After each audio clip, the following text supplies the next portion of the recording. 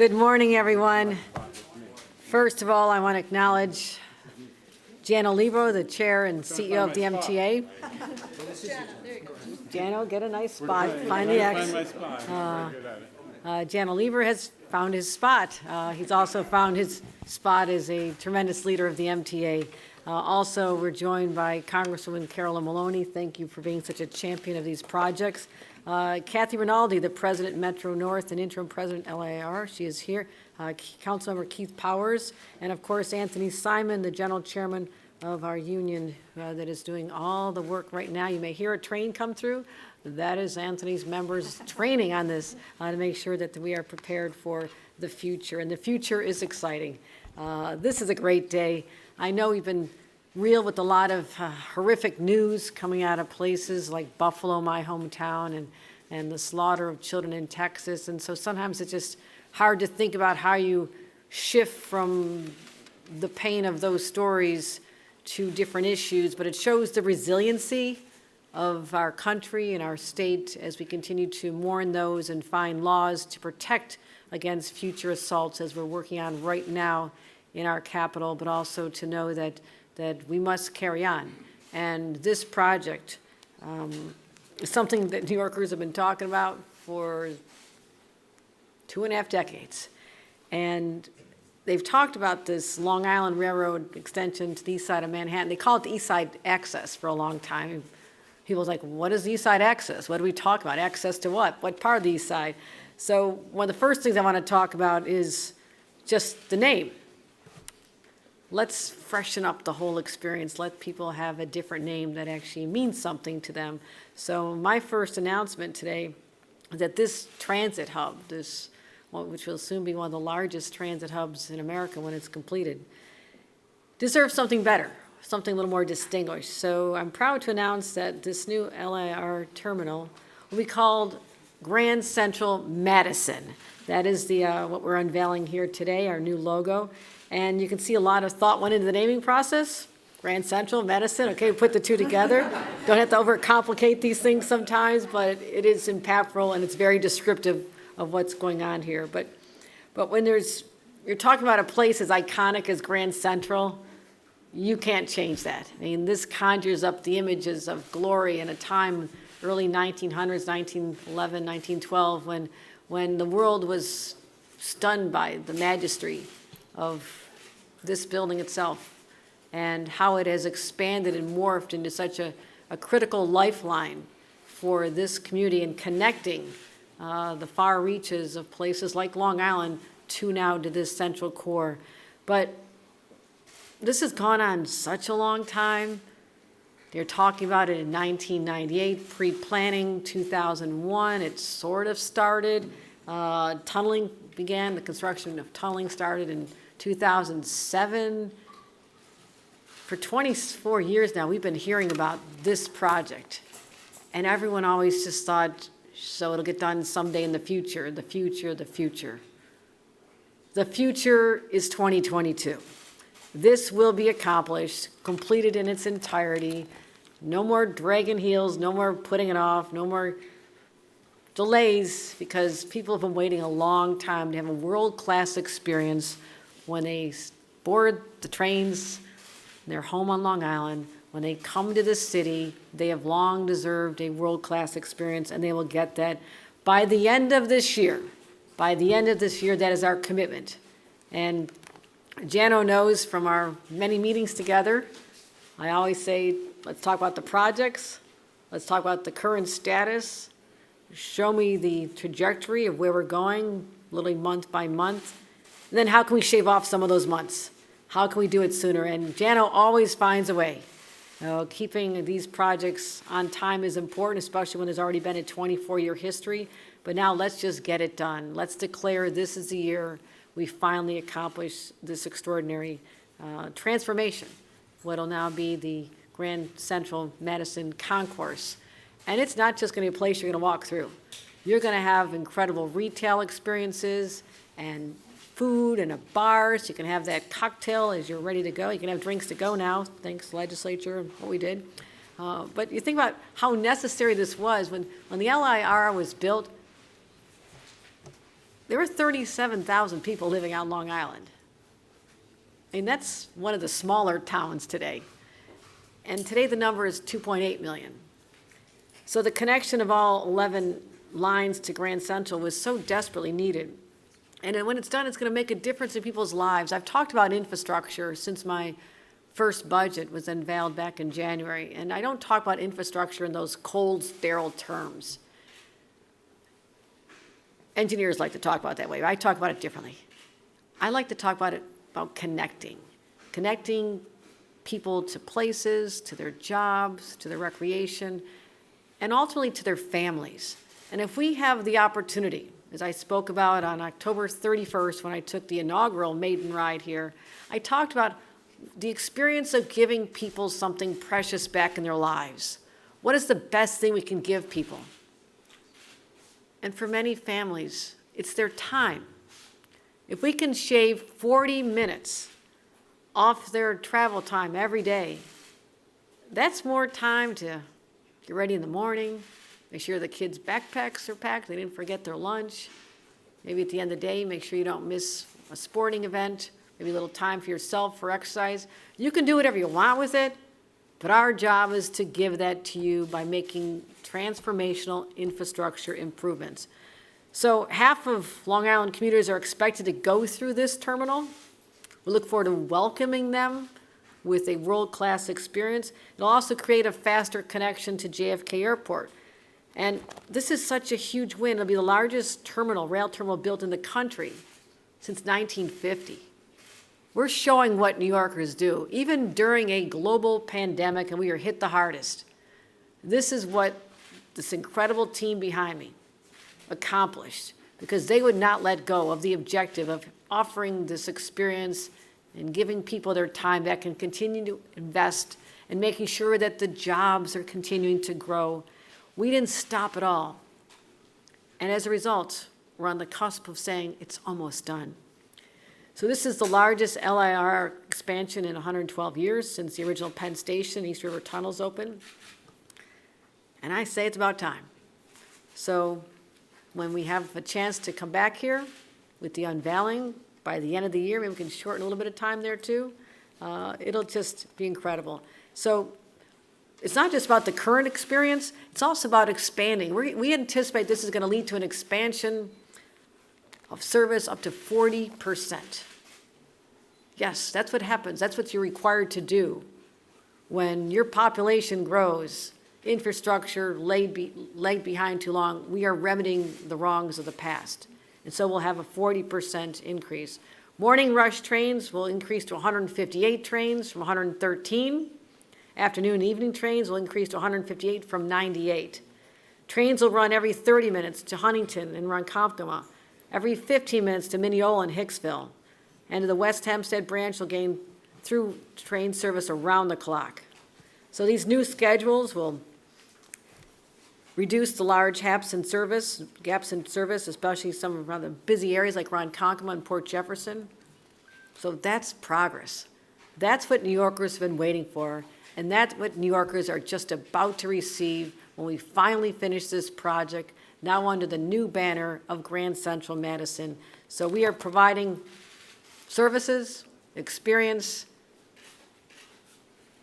and a world-class experience that has been long overdue and giving people back the gift of time. So I want to thank Jana Lieber and all the members of the team, the construction teams, the people wearing hard hats, not just on today, but every day they're getting up there and doing such hard work, and I have such admiration for them and the people that Anthony Simon represents as well. So with that, I'd like to welcome Jana Lieber to give more details, but this is an exciting day. It is a significant milestone, and I cannot wait to take the first official ride as we welcome it before the end of this year in 2022. Thank you.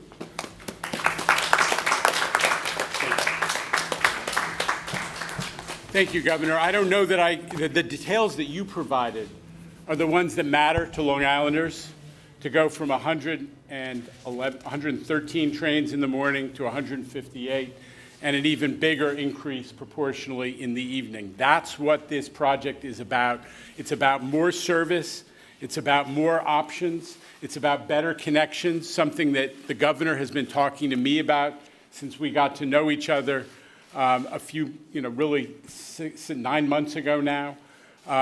More time, you always talk about that, Governor, more time for people in their busy lives. And this project is going to deliver all of those things.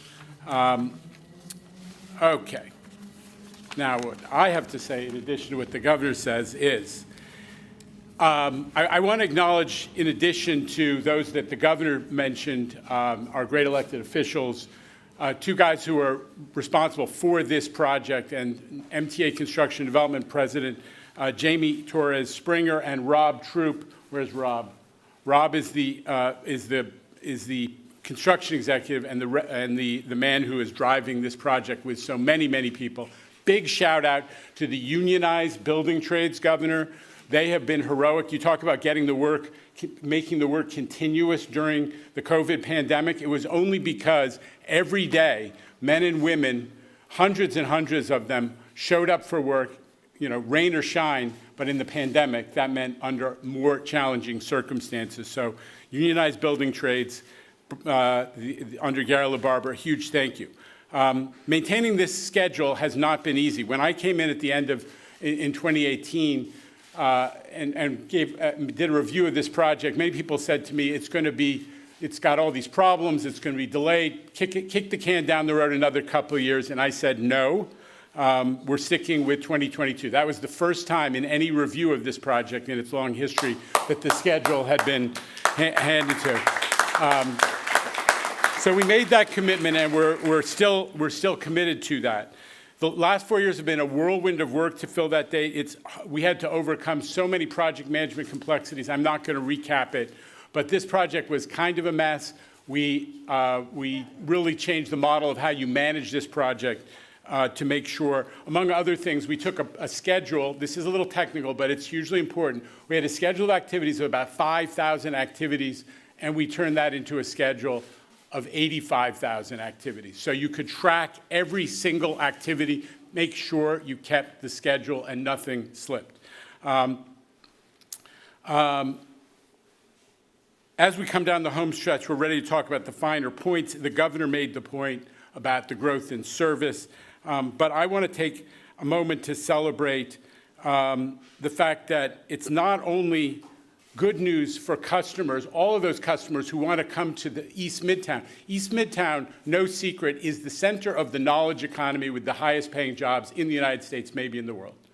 And we have a lot of Long Islanders who want to come, whose jobs are here, or who want to work in these skyscrapers and these great jobs right around it. They now have much better access to that. But this project also will help us to push forward the governor's other major initiative, which is to fix Penn Station.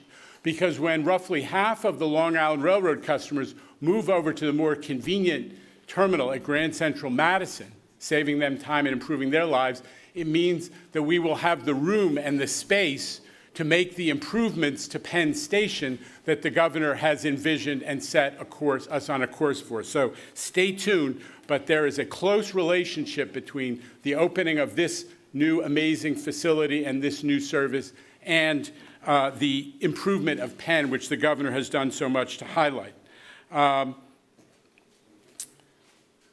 These are really two huge projects, both Grand Central and Penn, that are about changing the fundamentals of transportation in New York.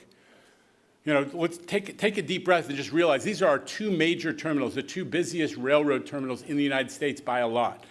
Those two facilities, that's transformation. But what's also transformation is having one amazing leader running these two railroads at once, and it happens to be my partner, Kathy Rinaldi. Kathy?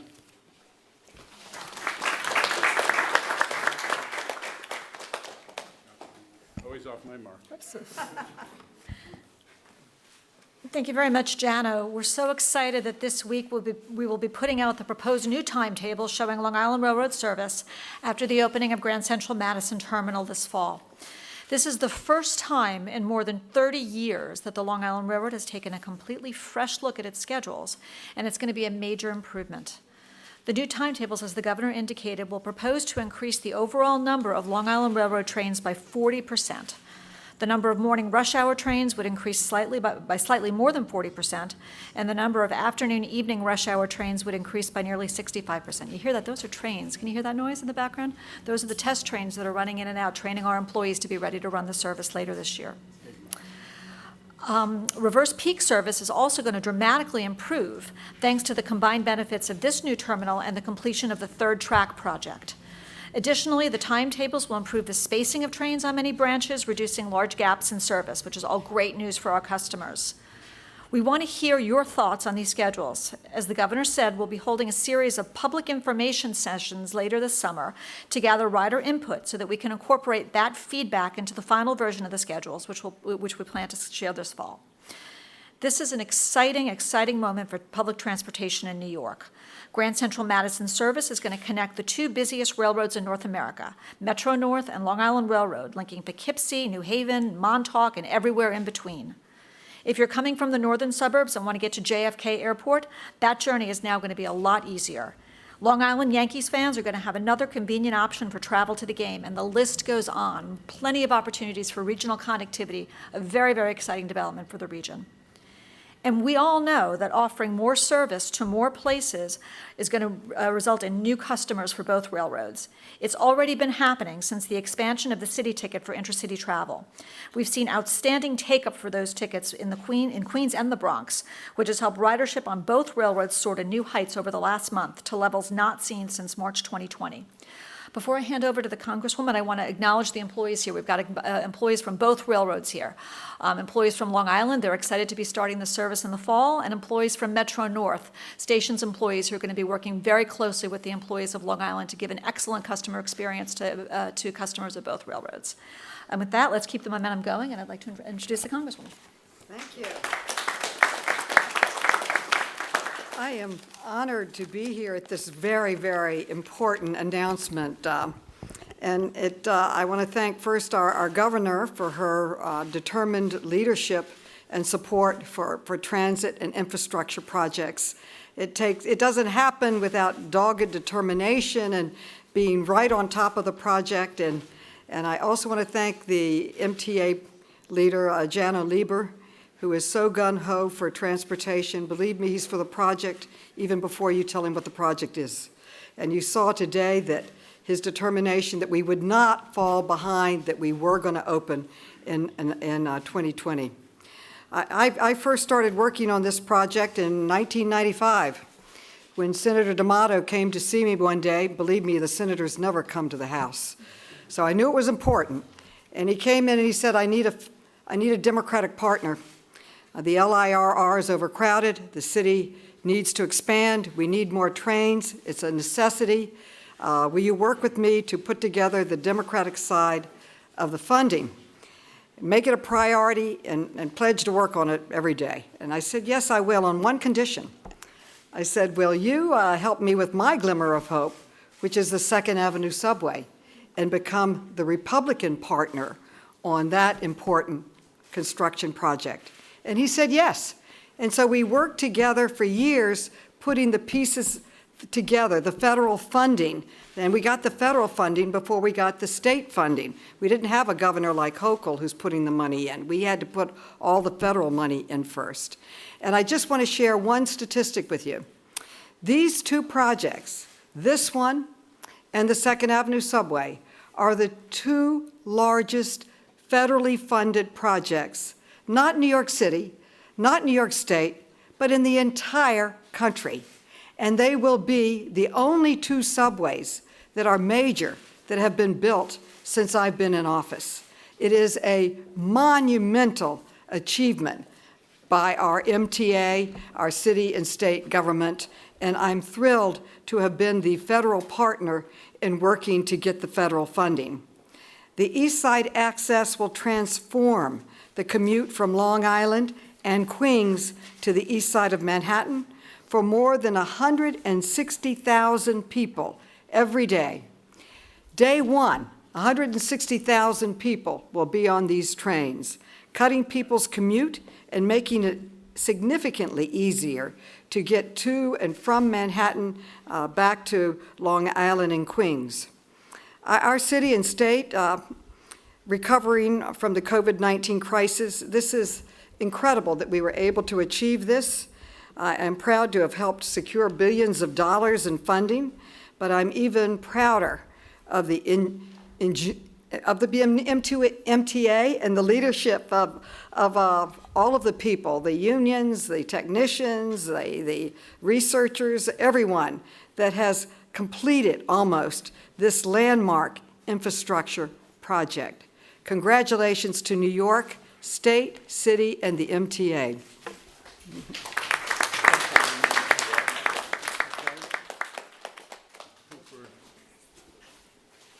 Any questions on our project here or anything else? Let's start with NJ Burkett over there from Channel 7, Eyewitness News. Great.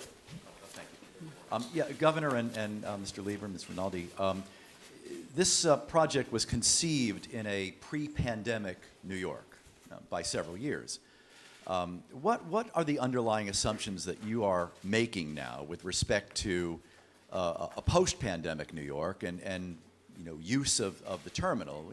We threw out the term 160,000 people every day, but to elaborate on that, what are your assumptions about how this terminal is going to be utilized and how often by how many people? I'll let Jano answer that in a second, but it's also under the theory of if you build it, they will come.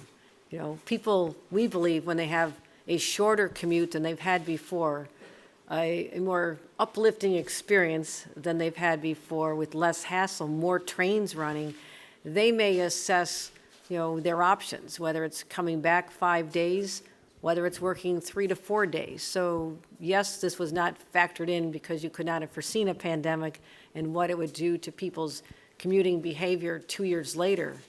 But it also allowed us to make some adaptations in the space, for example. The technology to buy tickets, you don't need as many counters as you would have had in the original plans. That was not there when this was first talked about. So what does that do? It gives you more retail space and more food and places for people to congregate and have a different experience. So I believe that that's going to be one of the draws to get people back. But Jan, I'll let you talk about the numbers we're basing our. All right. NJ, let me just say this. You heard a lot about Gateway. We got one right here. This is the project that solves the same issue that Amtrak and New Jersey Transit and New York are trying to figure out for Hudson River, which is how do you have redundancy in the of the ability to move people back and forth across a river in an era of climate change. This project delivers that redundancy to give New Yorkers who are moving back and forth to Long Island additional protection and certainty in emergency scenarios, but also in the event that we have to do work, we have to do track work, we have to take portions of the tunnels, as we know, for the East River tunnels out. So that is a major, major plus. In addition to that, bear in mind that all along around Grand Central, with this East Midtown rezoning, this has become the hot new development location. J.P. Morgan Chase is in the latter stages of building a new headquarters that is 1 million square feet bigger than the one they had before at 270 Park Avenue. All because of the City Council's rezoning, the East Midtown rezoning, and with the governor's support for figuring out lots of complicated elements of these projects. This has become an area where companies are moving quickly to locate and also to expand. So that is a really good sign for this project. And on top of everything else, it's the governor's vision, which is if you provide people with better connectivity, it's more convenient, the probability that they're going to over time increase their travel is much higher, and we're confident of that. But if I could just follow real quick. At this point, still, Ms. Rinaldi knows this, you're a third of your riders have yet to come back to both commuter railroads. We haven't opened yet. By the end of this year, we'll be able to show people that if you give us a chance, try it, you're going to have an incredible experience, one that you should have had for a long time, which was never afforded to you. And I do believe as the summer goes on, I walk the streets of this city. I'll be out in Long Island again. There is an energy and vitality that wasn't there just a few months ago. People do want to be back with other people. And while families work out childcare challenges and other reasons that are barriers to going back to work, as Jana mentioned, the new jobs that are being created right in this community are extraordinary. No one could have foreseen those either. So I see a lot of positives, and we'll see what human behavior does. But it's our job in government to remove barriers. And one of them has been the hassle of how they get into East Midtown, and we're removing that by the end of this year with the Grand Central Madison. Now let's go to Juliet Papa there, 1010 Wins, microphone right behind you. Yes, thank you. And actually, to follow up on that, would you be offering any sort of enticements or discounts to get people, to sit on that train and come here? Yeah.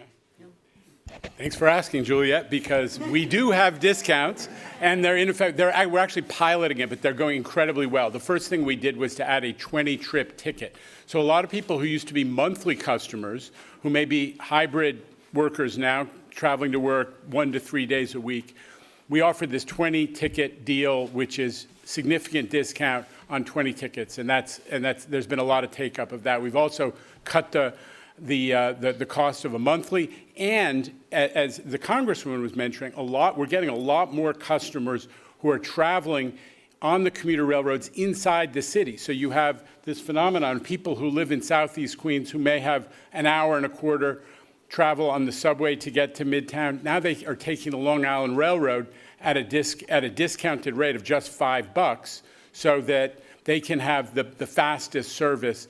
And that has meant we have a little more room on the commuter railroads, and a lot of it is being taken up by people who didn't used to ride the commuter railroads coming onto it. So that's a positive as well. A lot of discounts available.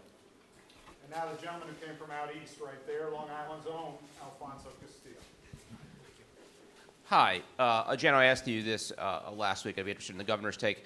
I know this is a net increase in service, but for people who work near Penn Station, they're going to see a reduction in service. I think Mr. Troop said last week, a significant reduction in service. Can you talk about that, and what do you say to people for whom this will just be a service cut? Are you talking about during the construction of Penn Station, or? No, as I understand it, increasing service to Grand Central will mean cutting some trains to Penn Station. Look, I mean, you're talking about going, as the governor said, from 113 trains in the morning peak inbound to 158, a huge incremental increase in overall service into our Midtown Central Business District. Full stop, number one. Number two, of those, 65 new trains to, I'm pretty sure it's 65 new trains to this facility and only 10 fewer trains to Penn in this service plan that we're going to release in detail. So very few, the impact to Penn riders, very moderate. The impact to all those people who have more convenient or are headed towards East Midtown, which is the largest concentration of jobs in New York City, huge, huge benefit. So, and the people who are going into Penn are probably going to see less, a slightly less crowded situation because so many folks will have moved over to the east side. I think it is a net benefit, not just to everybody, but to Penn riders as well. And part of the benefit, as I said, Alfonso, not to be forgotten, is if you still are going to use Penn, what you want, a good, decent Penn Station. And this project enables us to start enacting the governor's vision of a first-class Penn Station because obviously we got a window between when this project opens and when Metro North comes into Penn.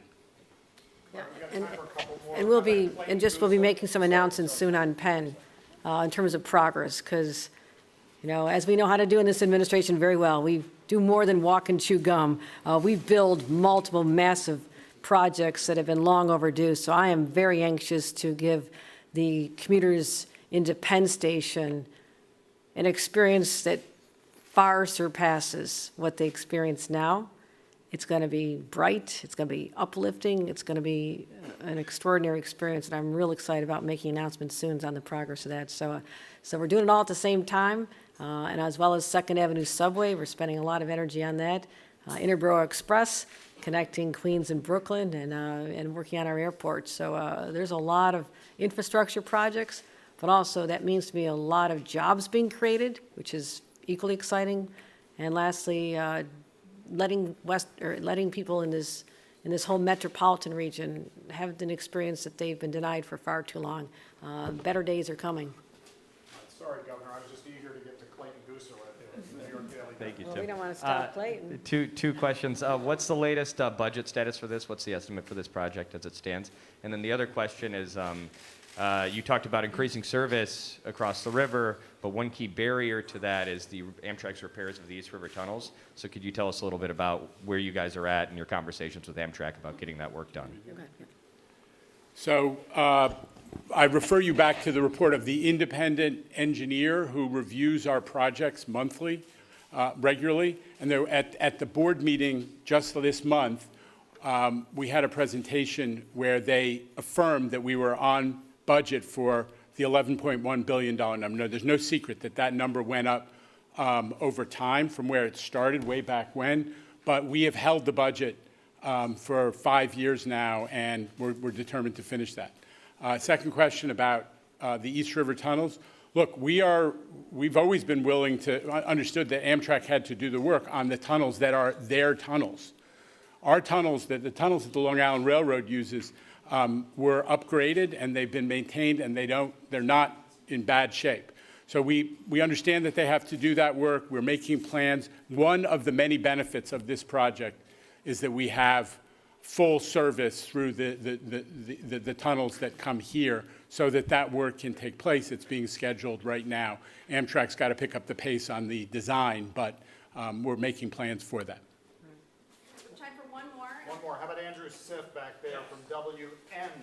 Thank you for the opportunity. You get a microphone, too. Curious about this branding change to Grand Central Madison.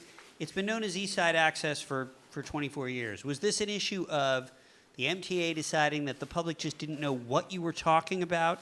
Who came up with Grand Central Madison? And just sort of walk us through what the thought process behind this was. I will ask you the question, what does East Side Access mean? Where is it taking you? I mean, there's a lot of, the entire East Coast. I mean, you just think about yes, it was a placeholder. Today we're proud to announce Milestones and give people that sense of hope that change is coming down the track even as we're standing here. So exactly how the name was, I'm sure it was Jano sitting there one night just having a cocktail and thinking great thoughts.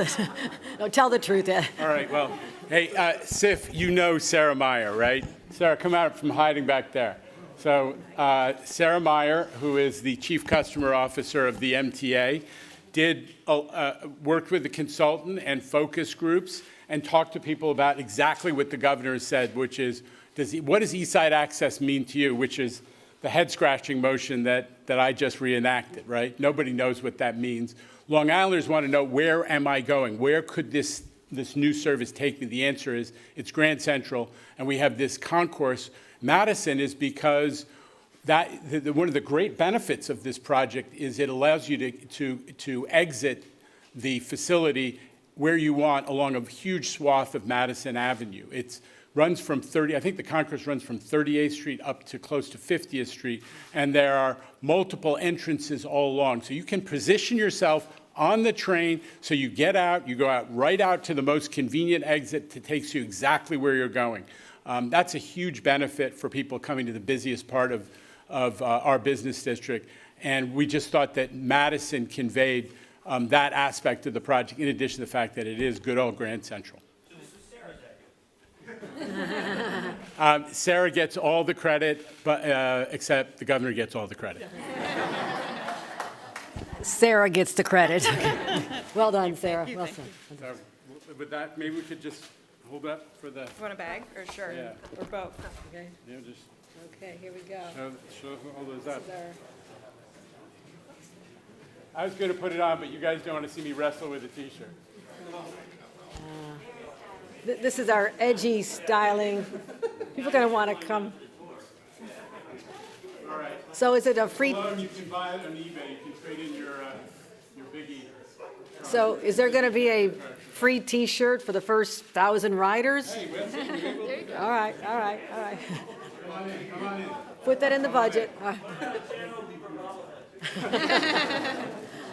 Thank you, everybody. That's Thank a you. giveaway in the real sense of the world. Thanks, everybody. Thank you.